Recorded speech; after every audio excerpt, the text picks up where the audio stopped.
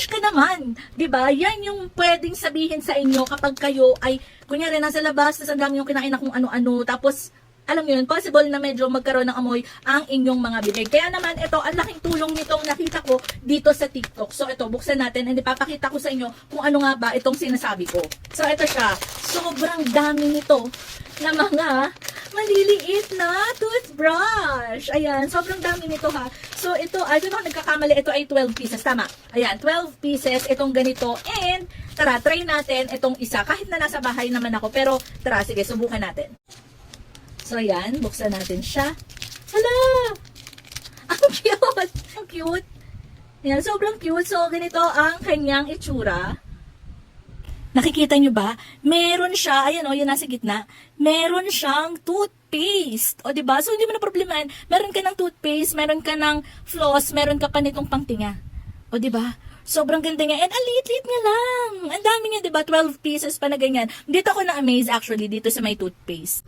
Honestly, hindi ko alam kung paano siya. Kasi usually, diba sa toothbrush, kailangan basain muna yung bibig, tapos yung toothbrush. Pero try natin na walang tubig, as in ito lang. Wait lang, paano ba? Kailangan ko bang pisatin? Ang sarap na toothpaste niya. Okay. Tinanggal ko lang pala yung bracket, yung retainers ko. Hala. Okay. Wait lang, tutulo laway ko. Sorry.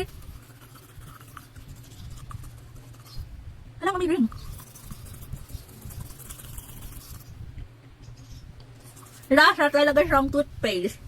Hindi ko alam, dapat ko ba siya idura? Malamang. Pero anyways, wait lang. Sige, tutuloy ko lang. Hoy, in fairness dito, talagang ano siya, nakaka-fresh ng pakiramdam. And, yan nga lang siguro ang may ko-comment ko dito, masyadong malalim yung pinaka-ano ng toothpaste. So, kailangan ko pa siyang itama muna sa ngipin ko para parang mag-burst yung pinaka-toothpaste niya sa gitna. Pero masarap yung toothpaste niya. Para siyang yung mga talagang ginagamit natin ng mga toothpaste na mentol, manghang-anghang. So, okay siya, good siya.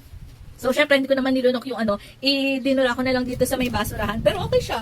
Good siya, diba? So, yan, kung meron kayong mga tatanggal-tanggalin ng ganyan, pwede din siya. Diba? In fairness. So, ito, of course, ito ay disposable.